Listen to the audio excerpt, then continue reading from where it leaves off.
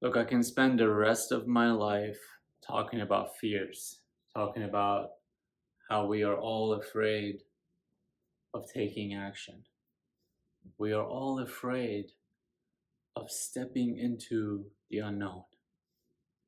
Even 10-minute video that I choose to post is loaded with a huge amount of unknown, huge amount of not knowing what's going to come from it.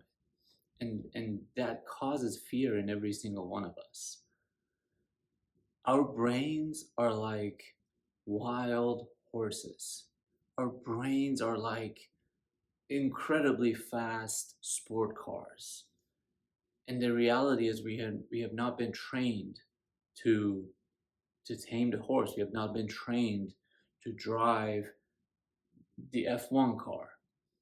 We have been raised to do the simple tasks, to get inside a tiny car that drives very slowly and go from point A to point B. We've been trained to just walk down the street safely. We haven't trained ourselves as species to take significant risks. And that's a tragedy because a long, long time ago, our ancestors had done that before. Our ancestors conquered the world multiple times. Doesn't matter what part of this world you come from, chances are, without any doubt, honestly, you have the blood of warriors in you. You have the guts. You have the power. You have the bravery to go after your goals. And I know that because the evidence are clear. Your ancestors were fighters, were warriors. You come from a lineage of people that pushed through the uncertainties. And yet here we are questioning, should I drink coffee or tea? How much coffee is too much for one day? How much sleep should I get? How much cholesterol is too bad for me, right? We are struggling with such small decisions, such small choices. And the facts, man, the facts are painful because the people that gave their lives, the people that gave their lives in childbirth, the men who fought in battles to protect our ancestors, they had no choice. They had no option to think about their cholesterols and the amount of coffee they drank and the amount of tea they drank and how the smog in the air was going to end their lives at some point in their 90s. Do you see where I'm going with this? Like, I want you to get down to the core essence of what it means to be a human being in your heart, in your gut. I want you to get down to the very basics of what it takes to survive. Because those who have conquered, those who have won battles, who have done anything great, anything for the greater sake of humanity, anything great for all of this beautiful planet that we live in, for all the animals that have been around, for all the plants that have been around, right? They had to push themselves. They had to go far beyond what they believed, what they thought was possible. And we ain't doing that today. We are not doing that today. We are too caught up playing video games. Our biggest problems are not having the right scent of hand soap and shower gel, right? We're too busy watching pornography left and right every other night. Morning, breakfast, lunch, dinner. We are lost. That's what we are. We are lost. We do not study the past enough. We are out of touch with what brought us here. We are constantly criticizing the world. without knowing anything about it.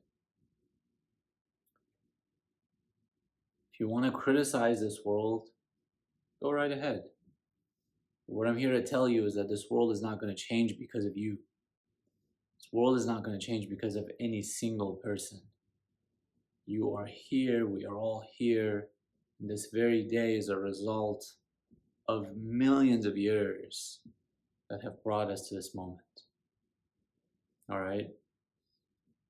So as you go through one bad day, as you go through one bad encounter, one argument, one moody person, one weird attitude, just remind yourself that this will pass.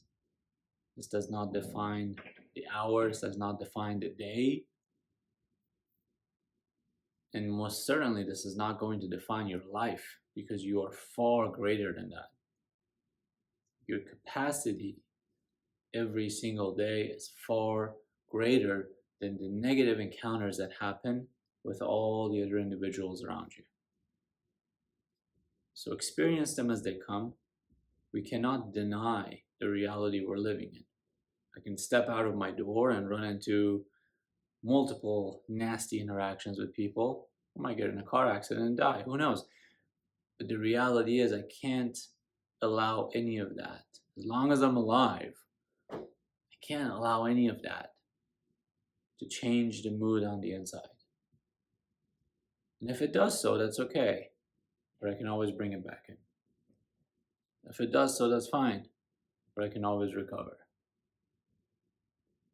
Every single one of you guys is an addict, because every single one of you, and myself included and everybody else around, right?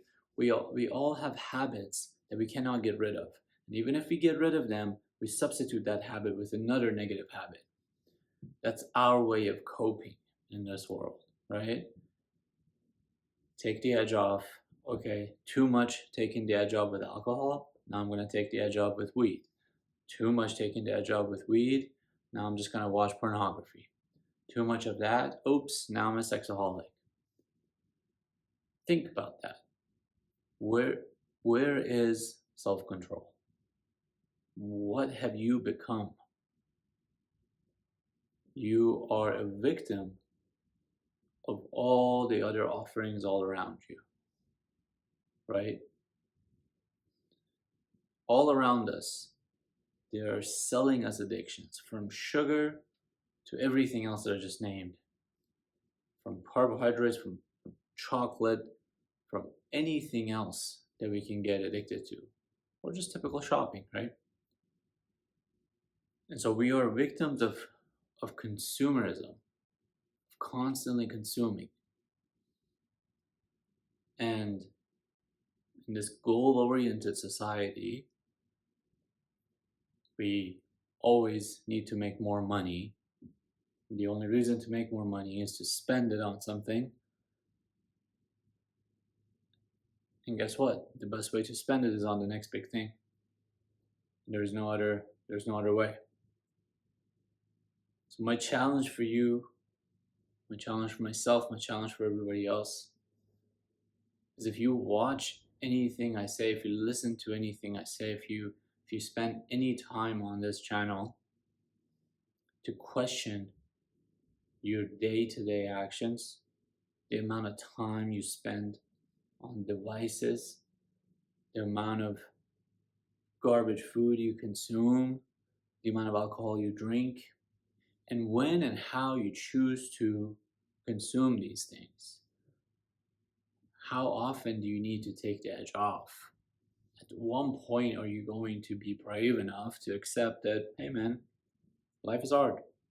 That's just the way it is. It's just the way it will be. It's probably not going to change for me. But what I can do is to persevere, to develop myself, go within, develop more self-love through more and more confidence, put myself through more challenging tasks, and persevere through them, and recognize that if your ancestors were able to survive battles, if they were able to fight bears, if they were able to survive all sorts of crazy things that have happened and that are far beyond our imagination, then you can survive 60, 70 years of this modern life, handling the new iPhone, the new laptops, driving the best cars, eating the best food. You can figure that out. This is not the worst time in history. You can sit back and wonder, why am I here? Sure, you can do that for the rest of your life. That's one way. But all that's telling me is that you are incapable of making something great with this gift that you've been given. So if you feel resentful, do so. If you want to blame someone, do so. If you feel like you shouldn't be here, feel it, experience it, get it out of your system. If you need to talk to someone about why your life is the way it is today, fine, get it out. But then get up on your 2 feet and go after it. There's a reason why you're here. If you don't know what that reason is, guess what? No one else is going to find it for you, and that is your responsibility alone. So get out of the door every single day. Find the reason. And remember that there is no one sole reason. You get to define that reason for yourself. And once you do, you better keep working. You better keep fighting.